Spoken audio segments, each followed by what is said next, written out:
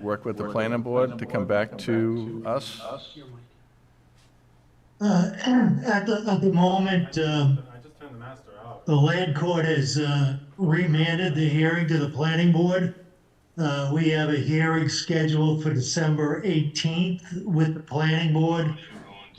We are filing revised plans with them by December 4th Another weird thing too is through Matt Eddy's office. So I'm optimistic that, by the first of the year, we'll be able to the meeting from know where we stand with the planning board.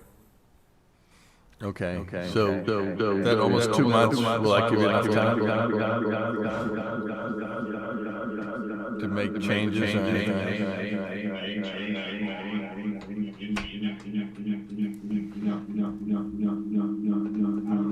Yeah, I'm getting a lot of reverb again, but, no more feedback right now, so I think the second meeting in February, which is what we requested, will hopefully give us enough time to know where we stand with the planning board.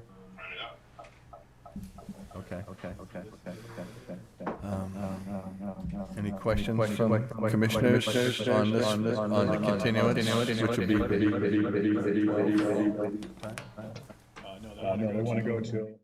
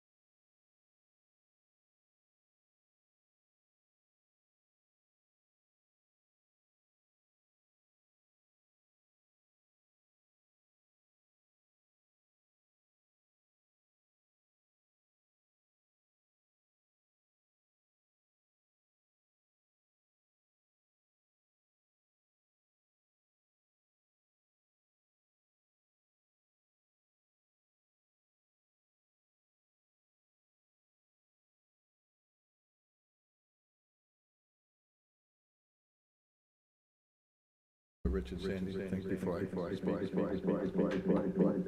What's your thoughts?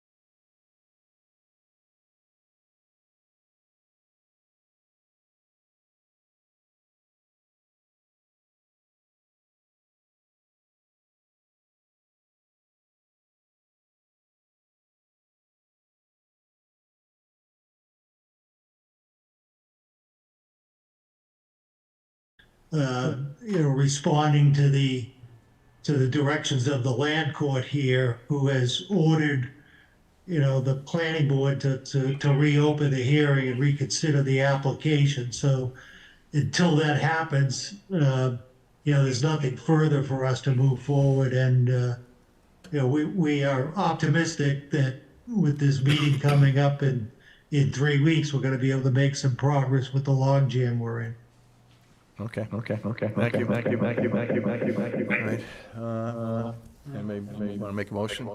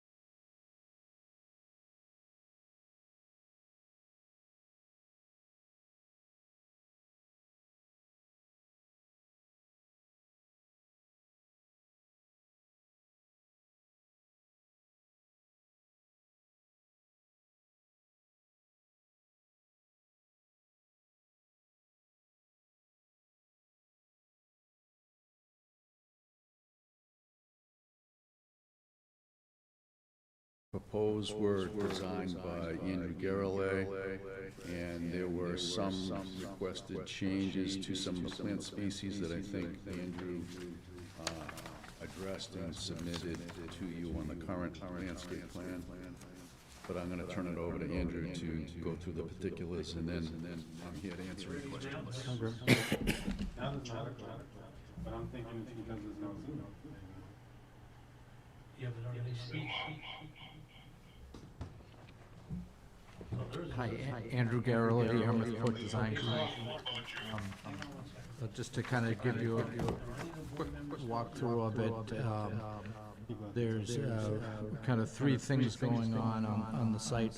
One of which is the mitigation area, which you can see in at the top of the screen there. This is the planting plan from last spring, in which, at the last hearing, the only comment and feedback that I got from anybody regarding the landscape plan was Drew asked if I could use facultative wetland plants in that buffer. And it doesn't appear that you received that plan that I recently did with, it's the same mitigation area, I just have now all facultative wetland species in it, which I'm holding in my hand here.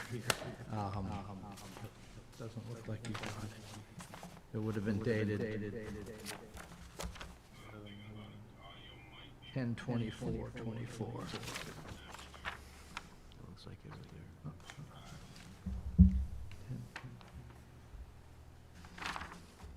Yeah, I guess not. Yeah, doesn't look like. So we don't have the latest Yeah, landscape plan? but yeah, but It was minor changes, though. identical, except of that change of plans, but I have a copy of it that I could give to you if you're willing to accept that with the planting plan change. Well, I guess we can talk about that a little bit later. There were some trees that were being removed. You'll see the red X's on the plan. And we have mitigation for those trees in the form of red oaks, which you can see are green canopy trees that are shown throughout the site, which seemed to be well received in the last hearings that we did. And then on the lot where the septic is, we don't really have a requirement to restore, but we wanted to restore with native plants in there, so you can see that there's additional red oaks in there and also eastern red cedars along the property line to give the neighbors some screening and also add some more habitat and make it so that the wildlife can move through that area undercover. And I guess I leave it for questions on that point. So, if it's okay with you, Mr. Chairman, I would address the variant, the waiver request at this time. Okay. So the existing house does not meet your setback requirements in Regulation 25C7C. And when we were at the hearing the last time, we took the position that the new house was actually being pulled back a little bit farther from the salt marsh than the existing house. And under the past practice of the commission, that was deemed to satisfy the regulation. But the commission took the position that the lateral expansion, where there would be a new house where there currently is not any house, triggered the applicability of the regulation, and we had not requested a waiver from that. So we are requesting a waiver now from 25C7C. And when I looked at your waiver requirements, you have waiver provisions in your bylaw itself, the one that was enacted by town meeting, and also in your regulations that the commission has adopted. And I'll briefly go through them. Under section 172-7, A, B, and C, you have waiver requirements. And they're in the alternative, which means that if the applicant satisfies one of them, you have the authority to grant a waiver. And so in 7A, a waiver can be granted for good cause shown and when resource protection would be enhanced relative to the pre-existing conditions. And as you heard Mr. Borselli say in his presentation, we believe that this project is an improvement over existing conditions and enhances the resource area values. And insofar as good cause is for the house is not flood compliant. And we think that with climate change and sea level rise, there's a compelling need to raise it and replace it with a structure that is. So we think that you can grant a waiver under A. Under B, you are allowed to grant a waiver if portions of the buffer zone between the proposed project and the adjacent resource areas are previously altered. And in this case, they are. The existing house is there. There's lawn right down to the edge of the salt marsh. There's no vegetated buffer whatsoever. And the proposed project seeks to create one. So we think you can grant a waiver under B. C says that the project will improve the natural capacity of the resource area to protect the wetland values, and best available technologies are utilized. And there's some overlap, and I'm sorry for my argument being kind of mundane and boring, but I want to go through them. We're in litigation, and I want to be very careful. So we believe the project resource areas are improved, again, for the reasons already stated. The septic being moved farther away, the vegetated management plan, the mitigation plan, the addition of trees, etc. And also the flood compliant construction advances your interests of storm damage prevention. And obviously the best available technologies and methodologies are being used with the septic systems and with construction. So although we only have to meet one of those three, we think we meet each one of them, and that you could feel comfortable granting a waiver under the bylaw. Your regulations have a waiver provision as well in section 12, regulation 12, section 4. And the introduction of that section says that the commission is directed to consider the following criteria. How compelling is the need? To what degree are normal standards being put aside? And what degree will compensatory mitigation measures offset the impacts? So again, as far as the compelling need is concerned, climate change and sea level rise are happening. There's a compelling need to elevate this house and make it flood compliant. In addition, the house is relatively small by today's standards. It's about 1,250 square feet, and we would submit that there is a reasonable, compelling need that the family have a house that meets their needs. And in this case, the St. John's would like to have a bigger house for their family. And also, I'd ask you to consider the following, that when the house is elevated and compliant with FEMA standards, all the mechanicals have to be up in the habitable space, which are normally in the basement, but they can't be in this case. And that's taking up some of the space, and hence that justifies, we believe, why the house is a little bit bigger than the existing house.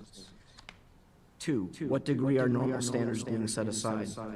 The existing houses in the buffer zone, including the 50-foot setback. The area between the house is already altered lawn. All of the expansion of the house is on already altered lawn. So therefore, the standards that are being asked to be set aside are relatively minor. Finally, what degree are compensatory mitigation measures offsetting the impact? You heard Mr. Borselli make the presentation, and Mr. Garrelay. Upgrading the septic system with the denitrifying system will help remove nitrogen down to a very low level. Moving the system so the soil absorption system is more than 150 feet from the salt marsh will certainly benefit the waterway and the salt marsh. The project calls for 2,054 square feet of mitigation planting, including 7 trees. This will transform the existing lawn to a naturally vegetated buffer, which enhances your interest under your bylaw. And finally, the new flood compliant structure, which I've said 3 times already, will help advance your interests of storm damage prevention. Based upon all of the following, or all of the foregoing, I should say, we think the commission can feel very comfortable granting the waiver in this instance, and we ask that you do so. Okay, thank you. Go out to the commissioners for any questions. Can we fix the audio? Is that an option? Is there anything we can turn off? Not on mine. All right. Yeah, it's Mashpee TV. I'm struggling with the mitigation plan. And that was, I think, part of the reason why I initially, when we had seen this last time, that was part of my personal reason for the denial. It didn't meet what we typically require for mitigation. We typically require the mitigation to be closest to the resource area. And sure, you have 10 trees, but how many trees are you taking down? And even the ones outside the 150-foot offset to the bordering vegetated wetland, it's still within the floodplain. So you're taking down another 7 trees in the floodplain. And you have mitigation in the road layout. It is not within the property boundaries that the applicant pays taxes on. It's not, so this area is not included in that? It's not mitigation. That's just natural vegetation that we're restoring in that area. Okay, so All your the mitigation calculations are is from what? adjacent to the wetland. So this is the only area that you're considering for the calculations?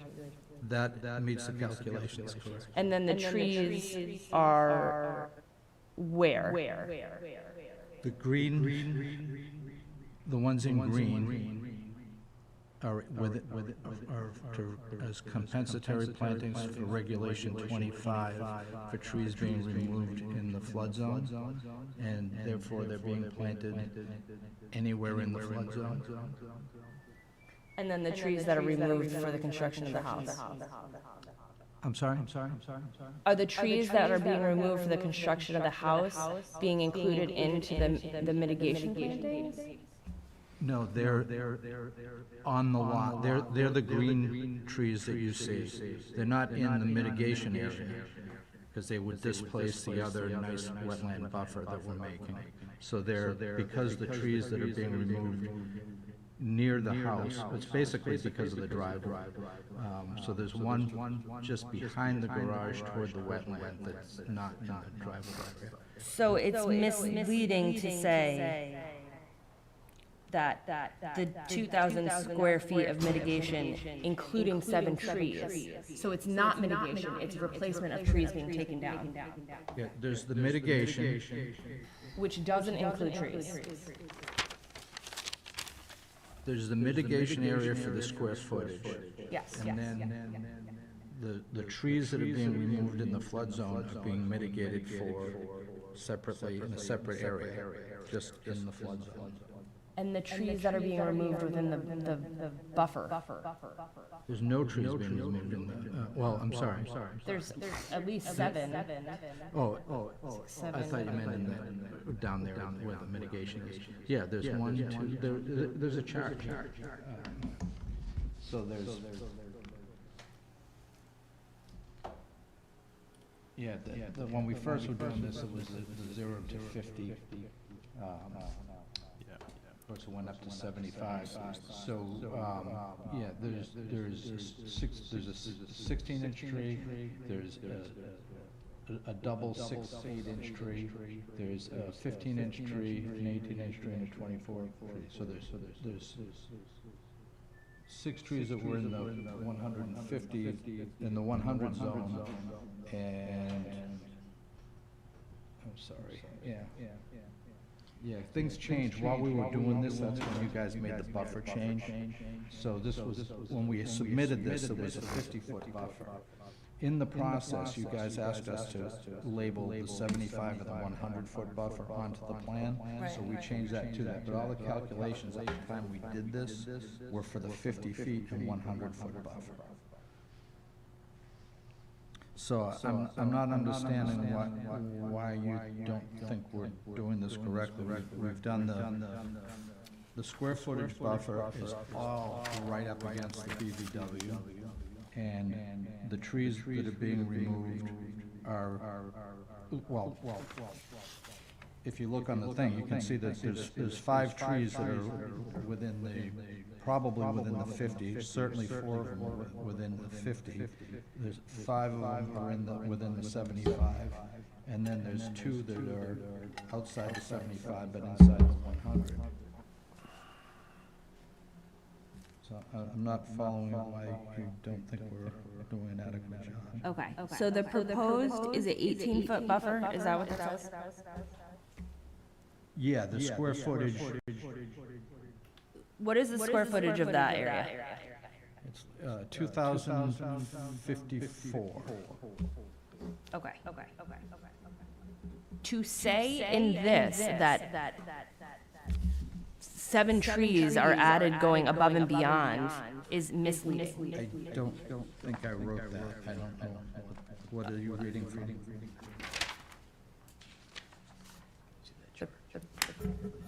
Can we get the audio fixed?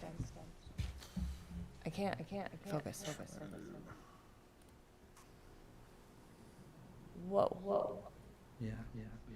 And we're required 1,898 square feet, and we're proposing 2,054 square feet of mitigation.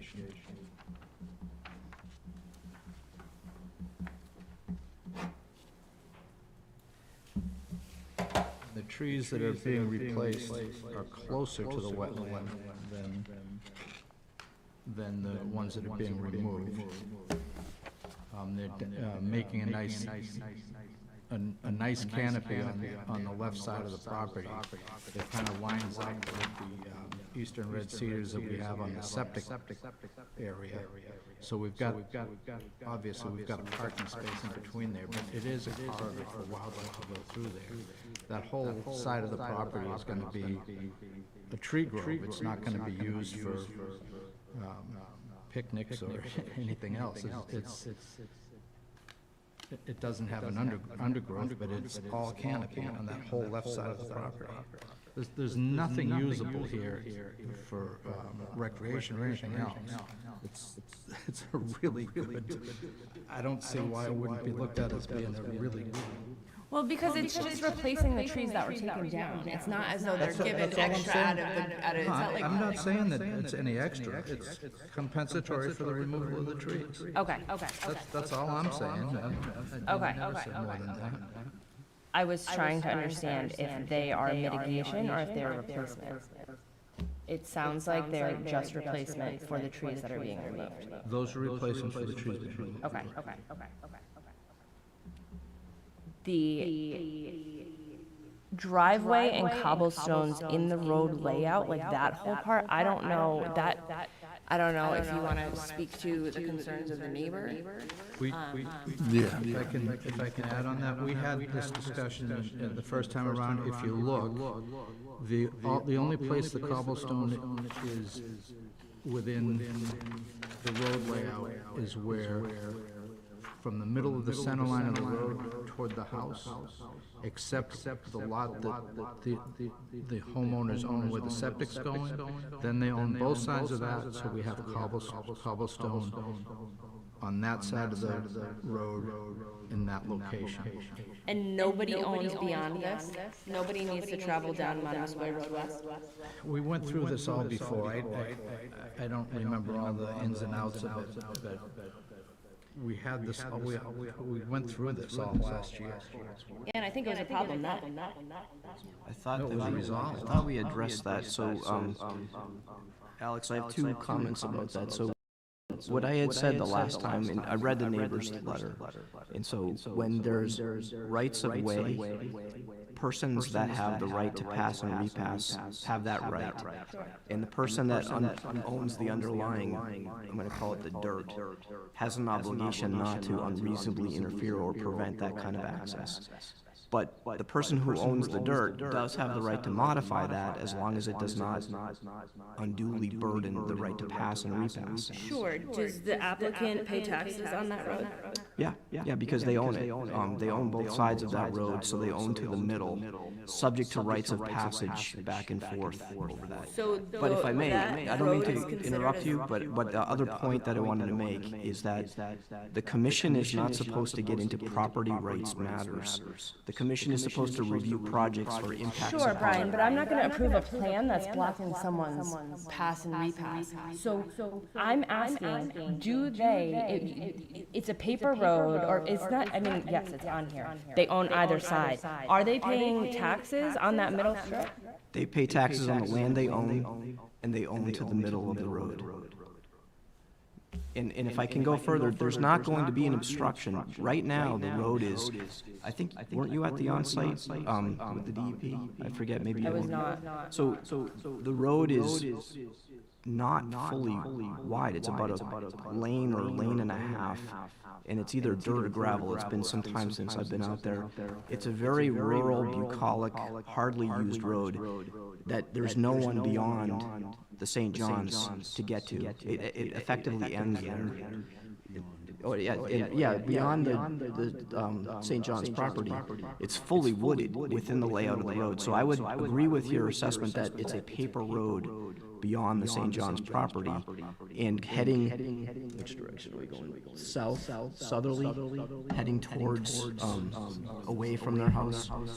The road starts to open up, but this is not going to interfere with any rights of passage whatsoever.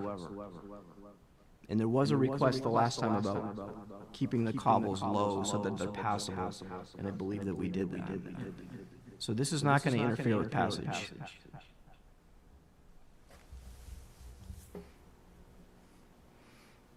Good for now. I guess I can't focus with the sound like this. It's difficult for me too. I know. I'm trying to concentrate. It's really hard. Okay, Rich? After their presentation, I just feel what they're presenting leaves the property in better condition than what's currently there, so.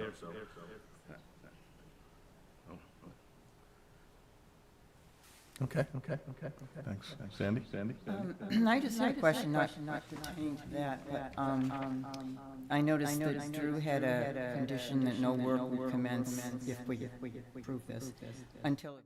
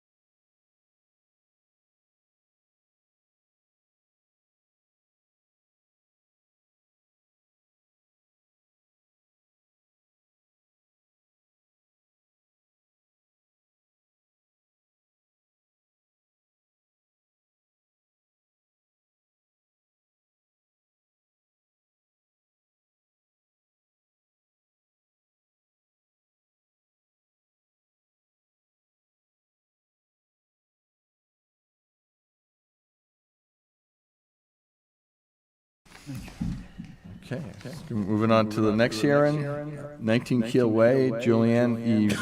Rainville, trustee, Julianne E. Rainville.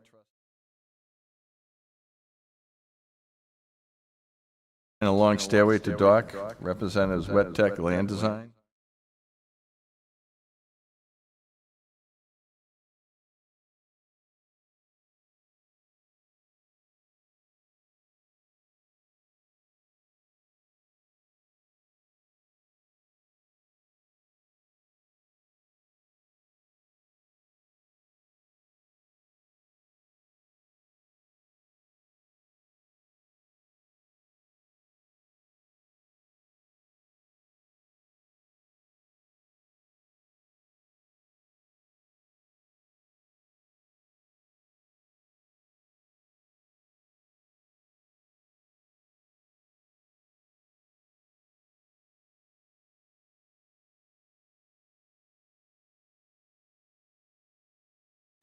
Quar, coconut fiber.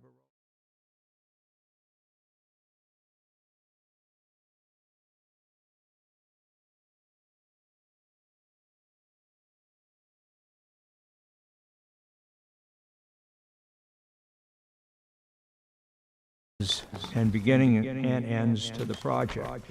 So we're going to stack in a pyramid.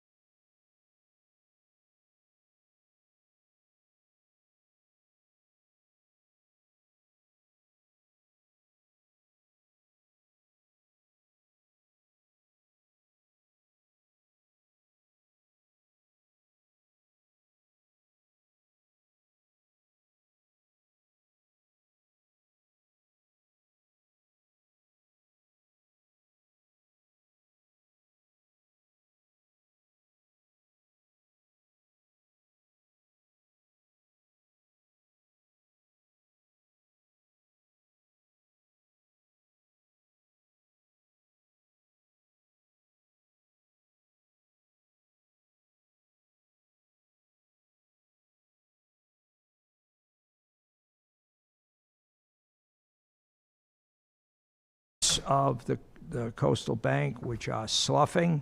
We show pictures of that. It's losing the top of the bank. However, that's at the bottom. So what's happening, there's slight erosion and slight sloughing. There's a lot of vegetation on this. It's well vegetated, but the slope is beyond the angle of repose. So there is this sloughing going on in occasional places. So we would come back before the board to ask for additional work. However, right now what's before you is a section approximately 10 or 12 feet long that goes underneath the dock. That's my presentation. I do have green cards, but I did send them to Stacy via email. I also have pictures if you care to look at part of the package. Thank you very much. This is a nice project. This feels a lot easier to review. It's a good one. I like the word easy.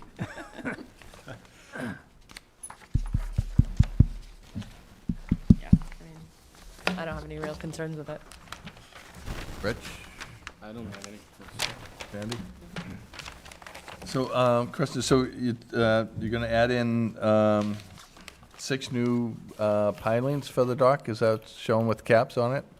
Is that? Oh, no pilings. No, this is non-structural. All we're doing is adding coconut fiber rolls. That's So- it. So how come the note for it says 10-inch marine pier at 16 feet driven and cut flush is on the plan? 16-inch diameter quar coconut fiber rolls cabled with duckbills and stake. There's a whole note here. For the dock. Is that a leftover note? Oh, Yeah. it's a leftover note. Sorry Okay. about that, yeah. Because the pilings are highlighted there, so. Yeah, sorry Okay. about that, yes. All right. And We're just then, trying to show what's existing, and I didn't separate it properly, sorry. Okay, and I was out there and I saw all the existing vegetation, inside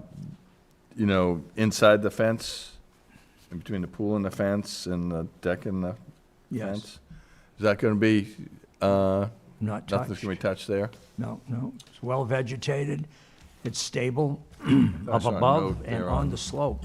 The trouble with the slope is that it's falling under its own weight in certain places. There was a note on the plan that was sent, says all bayberry to be pruned and relocated along fence and irrigated. On the That was an plan old plan, like I said, I've been around a long time. They have a vista pruning corridor that they have. We're not planting any bayberry, we're not planting any plants, so I apologize, it's a carryover, Okay, probably. okay, just want to clarify that. Yeah, thank you. Okay. All right, I'm all set with my questions. Dan, you guys have anything? No, I just wanted the commission to be aware, because I've been made more aware of it.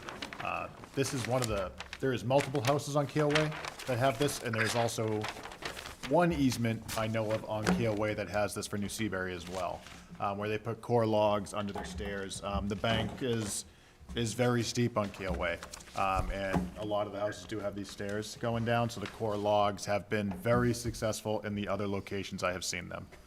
So this is a status quo project that's working directly on the coastal bank. There's no buffer included. This is work on the coastal bank, which is why it has to be a notice of intent application. So if it does need to be amended, my only question is, do you know of time frame? Are they looking at getting this started right away? Oh, yes. Yeah, we want to do this in the sort of off-season Okay. right now. We want to get it done before March, as long as the weather permitting, of All right, course. so for an amended order, if it were to come up, we would know, gosh, probably by July, sometime next year? Yes, Okay. absolutely, yes. We just want to follow through on this sloughing. Okay. I'm telling the clients to do that too. Take pictures. I've got a picture in here.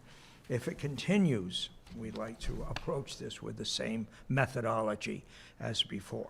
But right now, we're doing the minimum. We're doing the part that's tucked underneath that dock that really needs it. Oh, it definitely needs, I looked under the stairs today. Yeah. It absolutely needs it. I was out there. So, yeah, that's all great with us, that's for certain. Okay.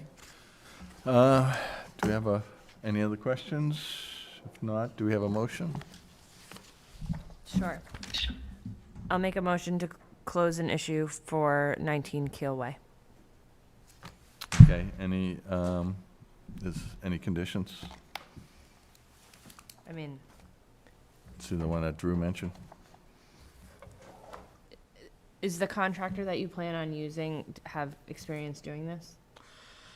Yes, they have a lot of experience doing this. They're the ones that did the one on the easement that we talked about, the association.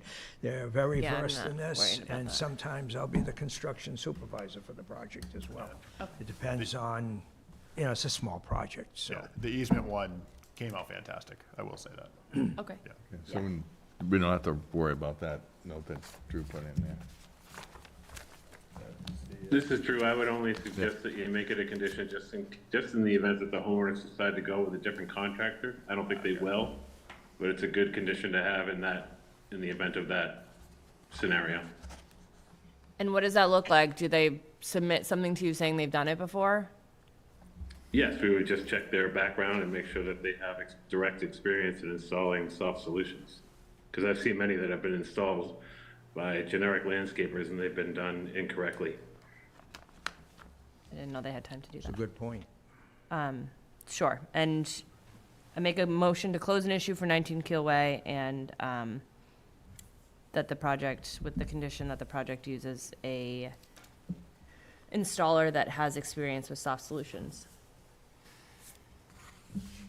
And then documentation and experience provided the staff? Sure. Yeah. Okay. Second? Okay, Rich, second.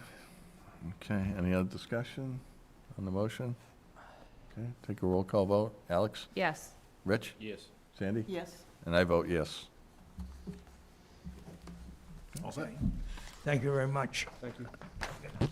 Dan, can you pass around I was gonna say, I'm the gonna get everything COCs to rolling. sign while we're doing our next bits? Okay. All right, so we'll go back to the pre and post hearing agendas. Oh, I didn't want to rush through the 17. Since it was remanded, I want to make sure that everything was covered on that one, so. That was really long. Yeah. Okay, so we have pre and post hearing agenda. We have minutes from 9:26 and 11:07 meeting minutes. That shows on the agenda, but do we have any question on those minutes? Do we have enough people to vote here? Because I didn't see Who was who in can them? vote on it, yeah. Usually there's, names are there, so. Steve, Sandy. Oh, okay, there it is, on the other version. I Thank printed you. off, I'm using the one I printed off at home. You could, You only have 3 out of the 5 on each one. Okay, so we'll skip them, push them back, okay. All right, next item, discussion, water quality, ongoing, I don't think there's anything there. And then regulation 25 on the drafts number 6. So I was thinking that, we can do a discussion and then have all commission members submit, to the staff, the changes, what they would like to do in writing, similar to what we did in the last version. And it should help out with, what, with the committee to fine tune things. say that again? So I'm saying, we'll just have a discussion amongst the 4 of us, Okay. and then have us and the missing members submit, what changes they want in writing. Will that help out the subcommittee for the final changes? In addition to all of the notes and such that are on here? Yeah, because I have some issues with some of this. Sure, yeah, let's talk through it. Okay. I don't know, is that, you guys agree with that? Yeah, no, it's, Way it's to like a proceed on beast, it? it's hard to know how to move forward, so, yeah. I don't know, that's what I thought might help out, where we can talk about it and then submit some. Don't have to be long-winded, but you can say, okay, here's my objections to, say, performance standard number 1, whatever it is, and Okay. to note.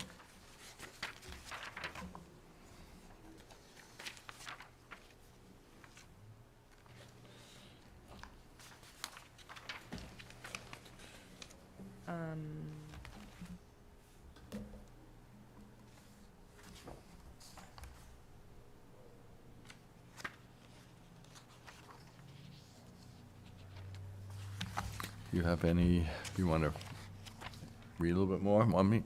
I can go, I'll jump ahead. How's that sound? You can lead the way. Okay. All right, so I have questions on performance standard number 2.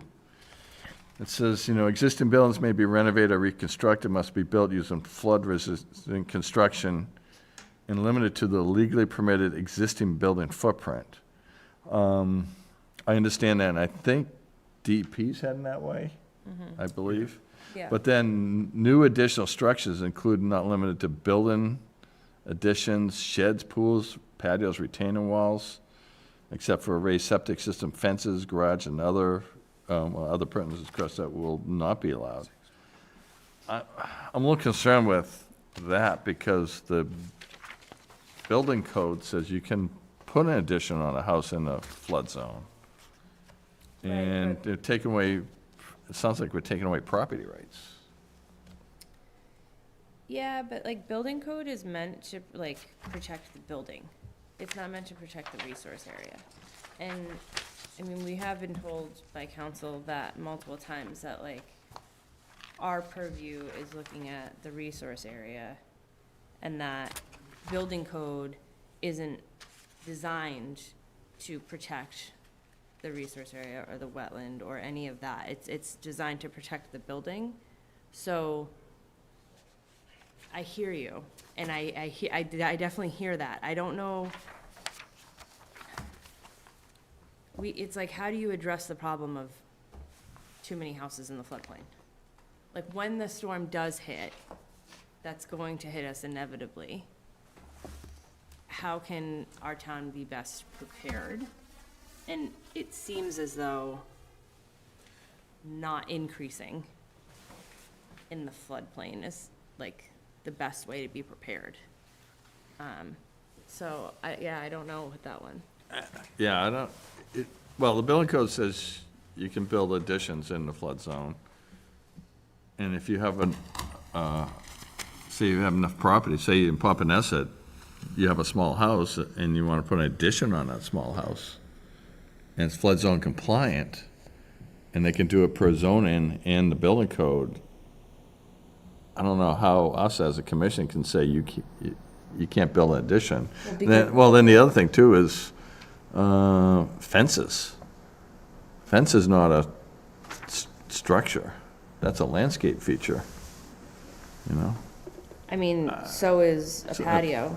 Yeah, so if they're doing a pervious patio at grade, how does that? If you have a dog and you wanna keep the dog in a fence, now you can't put a fence up Yeah. to do that. And I guess, to your point, Steve, the way this reads, existing buildings may be renovated or reconstructed, but must be built using flood-resistant construction. Then it goes on, new additional structures including but not limited to buildings, additions, sheds, they're gonna deny those. So you're gonna be able to do additions to an existing structure, make it flood compliant, but then you can't put an addition on it? Yeah, that's what it's saying. I know, to his point, how do you, you're limiting people's abilities to add to their house, but Sure, they can go up, they can renovate, but it's the consequence of living. I mean, yeah, you get a view, you get access, you get a lot of benefits for living there, and, like, there needs to be checks and balances on the development. That's the problem is there hasn't been. no, I understand, but I guess, again, you're limiting, like, someone wants to put a shed up to keep, they don't have a garage, so they have a lawnmower, they have, like, where are they supposed to keep that if they can't put a shed up?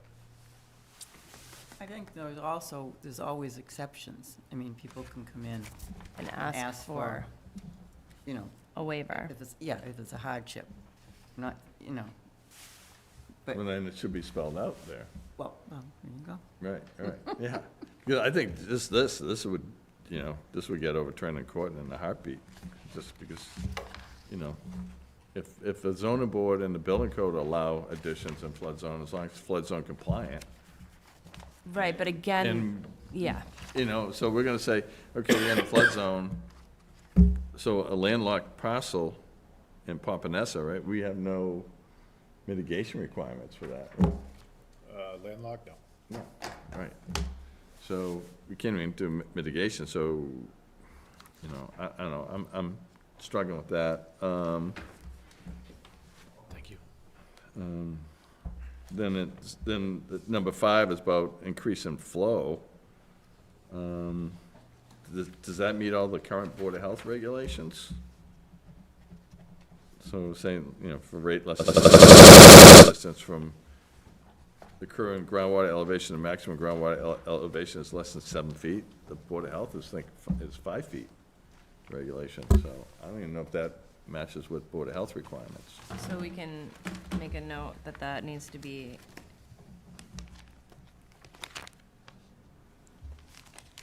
And then, number 7 going down about the last sentence, laboratory tests and But field wait, so investigation. this is making it more, you would need 7 feet rather than 5 feet.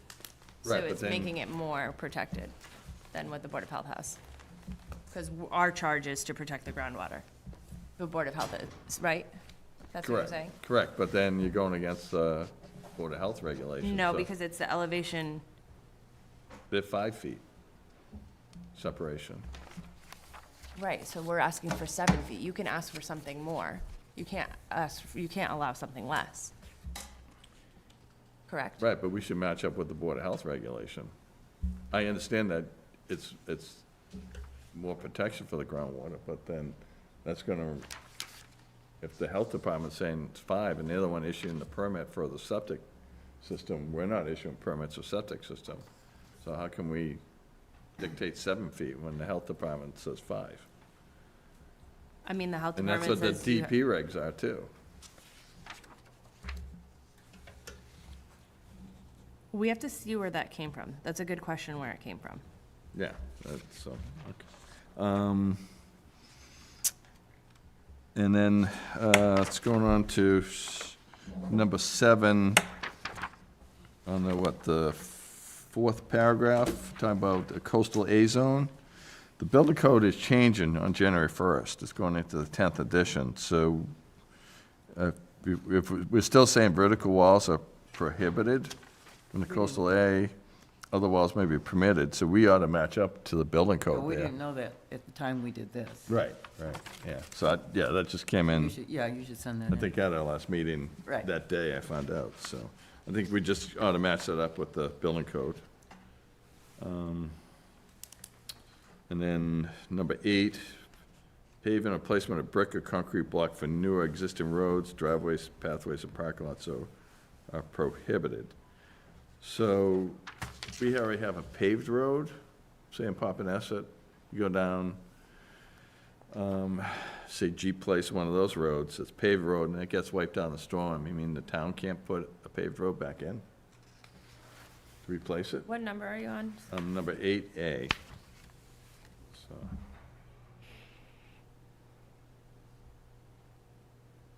I have a, I see, No, we talked about let's take out the, repairs, so I'm not sure we have got that wording in there yet. yeah, Yeah, we did discuss Yeah. repairs and have Right. to amend the language to allow for Right. repair. That just makes sense. yeah, okay. Yeah. Okay, so that's question item number 8. Number 11, performance standards for activities of work proposed in the buffer zone to the LSCSF, specifying regular 29 buffer zone and buffer strips. I just had a question on that. Is that,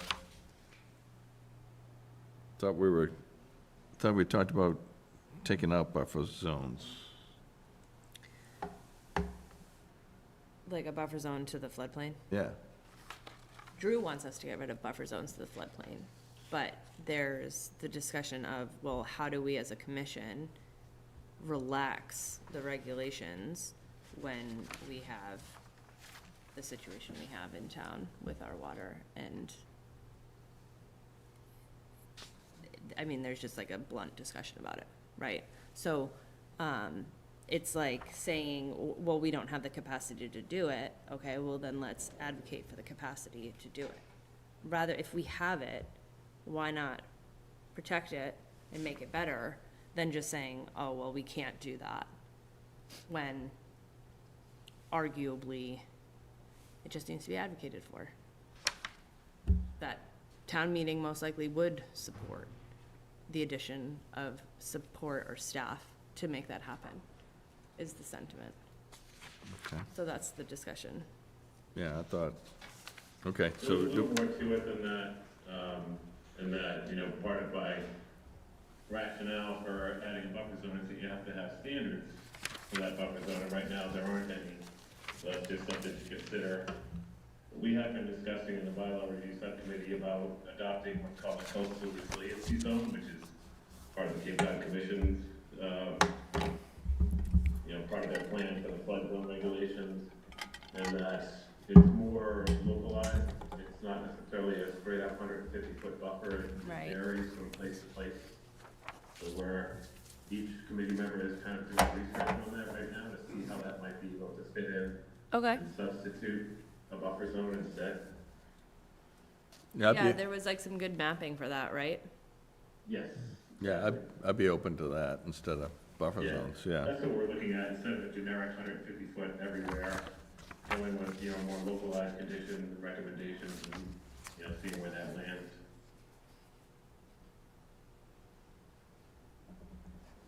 Okay.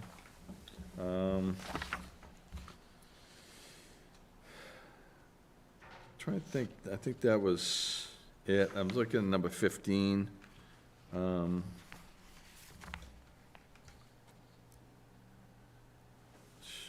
Wasn't too sure.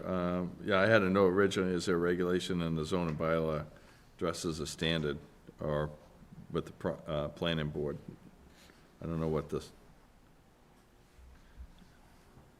Yeah, I had that issue, and then that was a question I had from before. So, those are the questions I had. Look at it. So I don't know if it necessarily mine is a question or more just a thought towards these regulations, and this isn't really, this is kind of me, this is what I do for a full-time job, and my job is paid by taxpayers. Sure. And I understand everything that we need to do here for protection of the wetlands and everything like that. But if you put such severe restrictions, our building permit's gonna go down. Our people that either wanna do a raise and replace or wanna remodel their property are gonna have such severe restrictions that they're not gonna wanna do it. And how is the tax base, or how is more tax money gonna get revenue, generated in the town and pay? Cause we all know salaries and everything else aren't going down.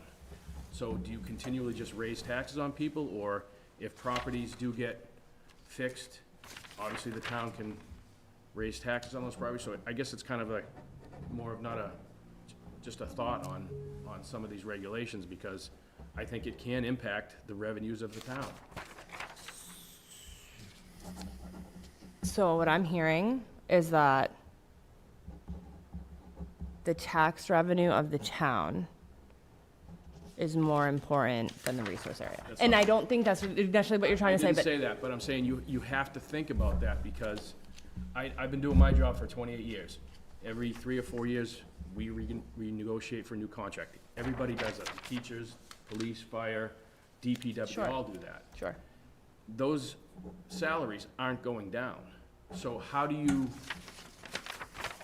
generate that money to pay the services that the town has to provide without going to every homeowner and say, let's just raise taxes? So you increase conservation land, because conservation land has a direct correlation to lowering taxes. It increases the value of properties, so then the properties nearby have increased taxes because their value goes up, but it lowers the need of demand on services within the town for increased fire and police, because it's not just built out with more houses that then need more teachers, more everything. It helps stabilize that and helps lower taxes for people.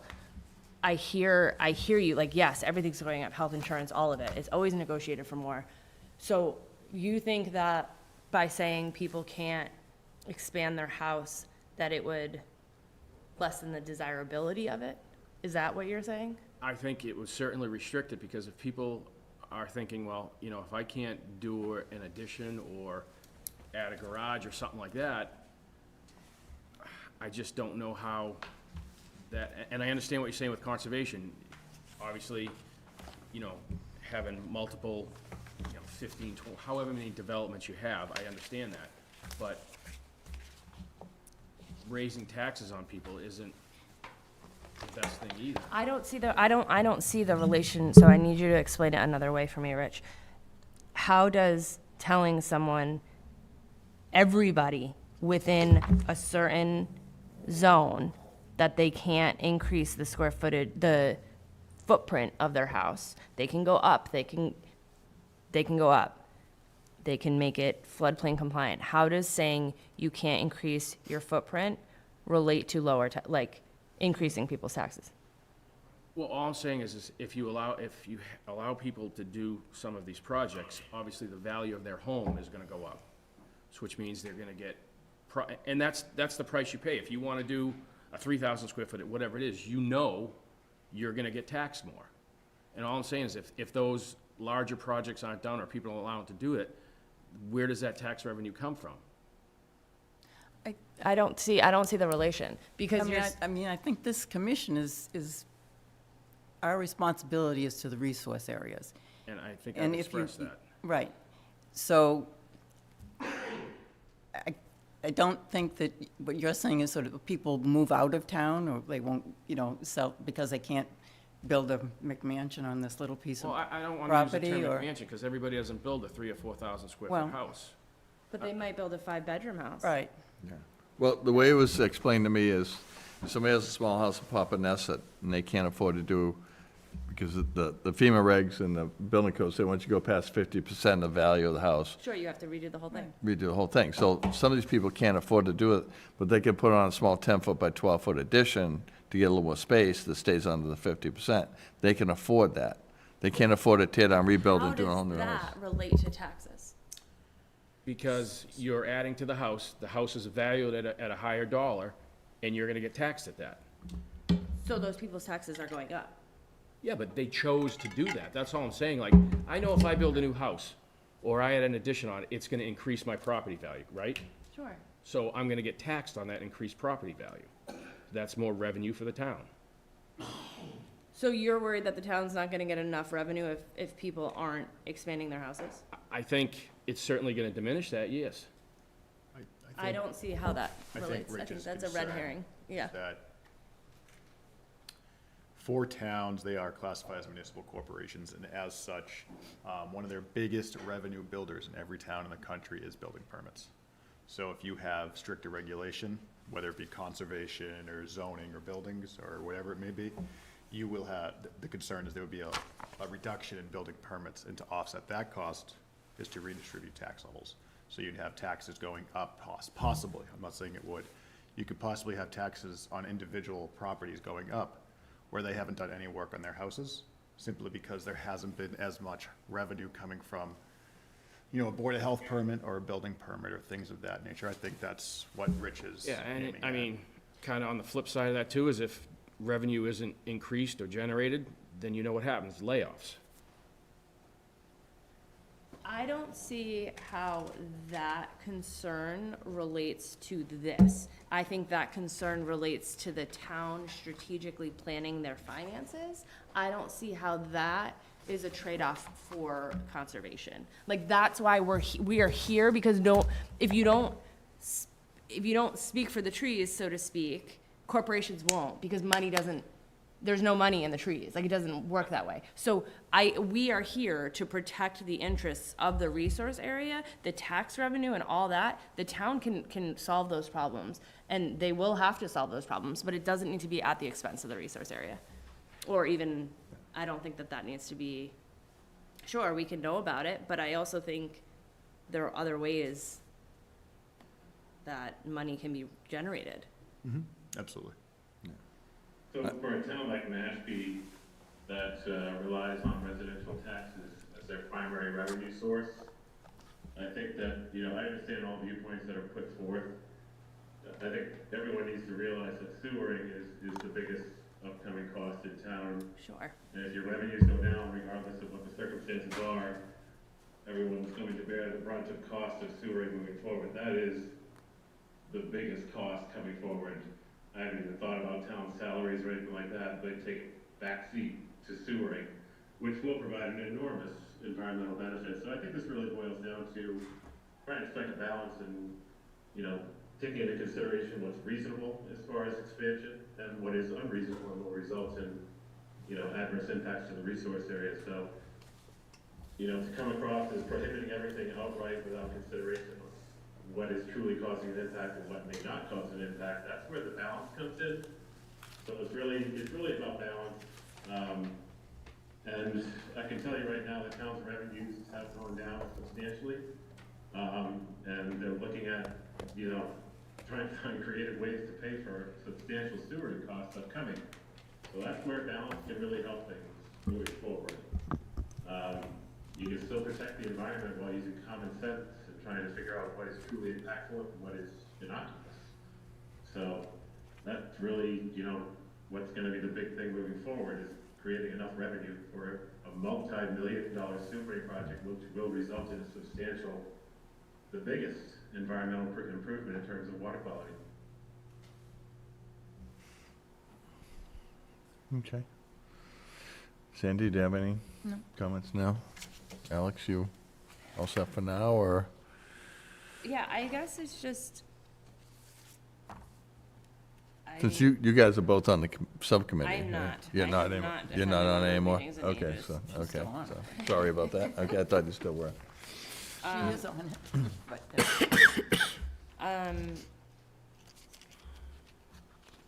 No, I mean, I just think that we have to put the environment first, and that is our charge. And that,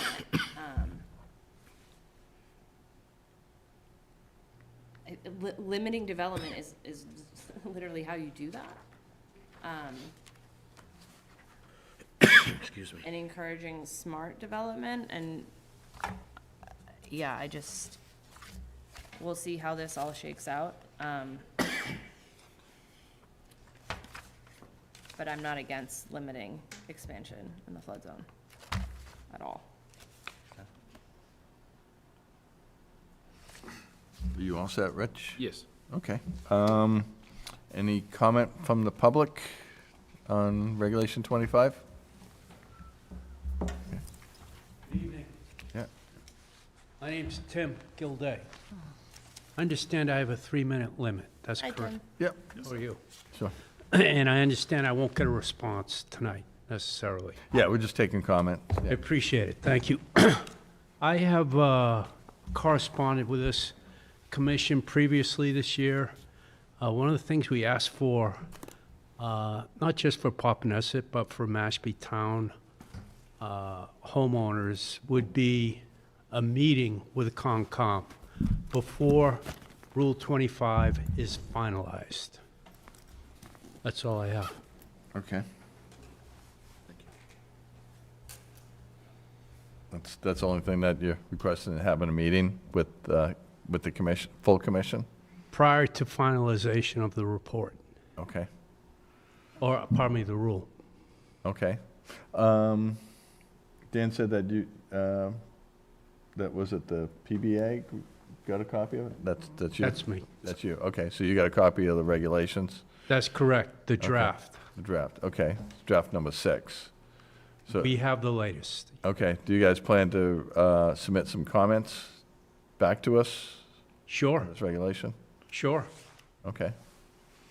Because that will help us out with, to have your comments on it, and any other resident that decides they want to get a copy of it and make comments on it, and then commission members are going to submit comments too.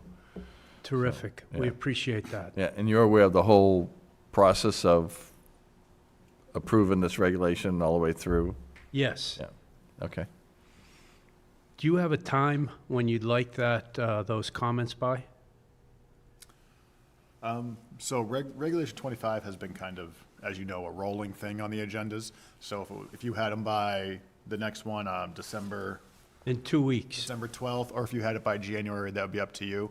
Okay. I would recommend sooner the better, only because I feel the state is getting very close to their end. So I would recommend having them the sooner the better, so the commission has more time. Or, not more time, but can get things going much quicker. So, We'll do it ASAP. excellent. Okay, Thanks for your help. great, thank you. Thank you. Okay. And sorry, I forgot public comment. I skipped over that. I missed that earlier. So anybody else in the audience? That was during the talk point in anything? time. So. No? Okay. We got the updates, or Drew and Dan wrote down all the comments. Is anything? Same thing, yeah, no changes. No changes? The only change would be John's Pond, we're looking at having the fish ladder area dredged. This season so far, we've seen an extraordinary large amount of sedimentation and leaf debris building up. So it's been taxing to go out there and clean it, as well as send to a river, so. But that's what it is, that's it. Okay. Anything else? No? Okay. Think we're all done? Yeah, I mean, I will just say one thing for all these regulations, all the conversations that have gone on. Just keep in mind with all this stuff, it is a double-edged sword. You could make something that's extremely strong and powerful, and you could have something you don't see come forward that's a negative. You could make something that's not, and you could see something amazing come. And what I mean by that is with this, you might have a revenue issue, there is a concern with that. With any increase in regulation for any board, there's a concern with revenue issue when it comes to that, because as you said, people might not apply for certain things more. That's just the bottom line. But in saying that, that could also help the town to innovate for revenue boosters, whether it be resourcefulness or literally starting a new program that could be a revenue booster or whatever it may be. As well as it can give the residents an opportunity to say, hey, you know, I can't do an expansion on my house, but maybe I can apply a waiver and see if I can put a small 6x6 or 10x10 on piles next to the house. Something of that nature. Have people get creative with their request, have them get creative with the more modernization of technology that comes out for construction, and give them an opportunity.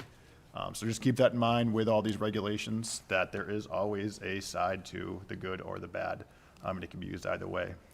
So just want y'all to let you know that, and I know, I wish there was better ways to incentivize So, and just like encourage. But That's it from me. okay. We're all set. We have a motion to adjourn? made. Second. Second, okay. Roll call vote. Alex? Yes. Rich? Yes. Sandy? Yes. And I vote yes. Thank you, everybody. Thank you.